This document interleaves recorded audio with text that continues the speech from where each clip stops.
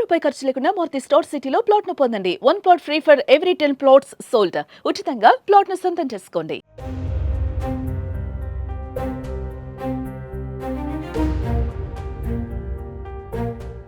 ప్లాస్టిక్కి భయపడి చాలా మంది ఇప్పుడు గాజు బాటిల్లోనే ఎక్కువగా వాడుతున్నారు. సో వాటర్ తాగడానికి కాదు, లంచ్ బాక్స్లకైనా కిచెన్లోకైనా కూడా ఇప్పుడు ఎక్కువ మంది గాజు సీసాలనే ఎక్కువగా ఉపయోగిస్తున్నారు. అయితే తాజాగా ఫ్రాన్స్ ఫుడ్ సేఫ్టీ ఏజెన్సీ జరిపిన ఒక సర్వేలో భయంకరమైన విషయాలు అయితే బయటపడ్డాయి. ప్లాస్టిక్ బాటిల్స్ కంటే కూడా గాజు బాటిల్లోనే ఎక్కువగా మైక్రో ప్లాస్టిక్స్లు ఉన్నాయని ఈ పరిశోధన అయితే చెబుతోంది.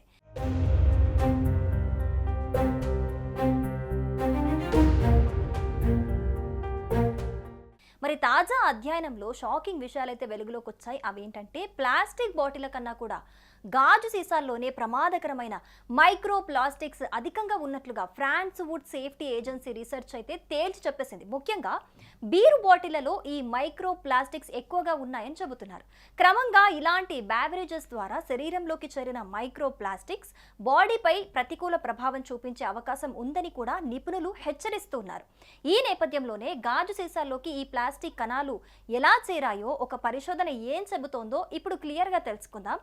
గ్లాస్ బాటిల్లు సురక్షితమని భావించే వాళ్ళకైతే ఒక షాకింగ్ విషయం అయితే ఈ పరిశోధన చెప్పిందని చెప్పుకోవాలి. ప్లాస్టిక్ బాటిళ్లతో పోలిస్తే ఈ గ్లాస్ బాటిళ్లలోనే అత్యధిక మైక్రో ప్లాస్టిక్స్ ఉంటాయట. కొన్ని సందర్భాల్లో 50 రెట్లు ఎక్కువగా ఉన్నాయట.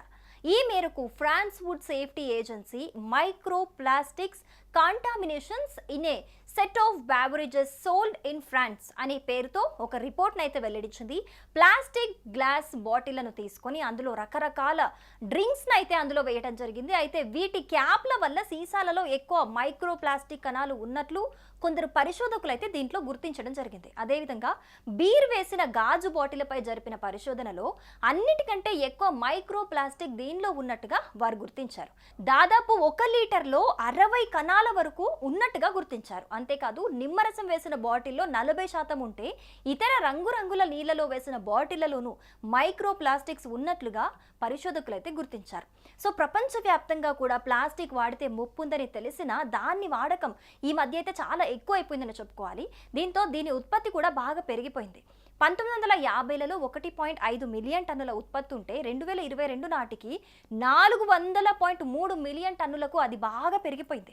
మరైతే ఈ మధ్యకాలంలో వాడి పడేసే ప్లాస్టిక్ అంతా ఎక్కడికి వెళ్తుంది? మరీ ముఖ్యంగా యూజ్ అండ్ త్రో ప్లాస్టిక్ వాడకం ఎక్కువైపోయిందని చెప్పుకోవాలి. మరి ఇదంతా ఎక్కడికి వెళ్తుంది అంటే వీటి ప్రభావం జీవరాశులపైనే కాకుండా భూమి, సముద్రాలపైన కూడా తీవ్రంగా పడుతుందని పరిశోధకులు హెచ్చరిస్తున్నారు. ప్లాస్టిక్ వాడకం పూర్తిగా మానేస్తేనే గానీ దీనికి పరిష్కారం లేదని వారు చెబుతున్నారు. సో చూస్తున్నాం కదా, ముఖ్యంగా ప్లాస్టిక్ మంచిది కాదు, గాజు సీసాలు వాడితేనే మంచిది, అదే ఆరోగ్యానికి మంచి చేస్తుంది, ప్లాస్టిక్ అస్సలు మంచి చెయ్యదు అని చెబుతున్న వాళ్ళందరూ కూడా ఇది నోటీస్ చేసుకోవాలి.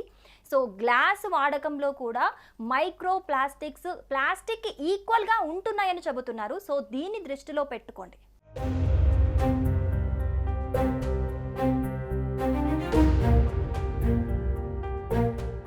సుమన్ టీవీలో మీ పర్సనల్ అండ్ బిజినెస్ ప్రమోషన్స్ కోసం కింది నెంబర్కి కాంటాక్ట్ చేయండి. డ్రగ్స్, గంజాయి లాంటి చెడు వ్యసనాలకు దూరంగా ఉండండి. తాత్కాలిక ఆనందం కోసం జీవితాలని నాశనం చేసుకోవద్దు. డ్రగ్స్ విక్రయాలు, దందాలు నిర్వహిస్తే 180059969969 టోల్ ఫ్రీ నంబర్ కి కాల్ చేయండి. డ్రగ్స్, గంజాయిని నిర్మూలిద్దాం, భవిష్యత్తును కాపాడదాం.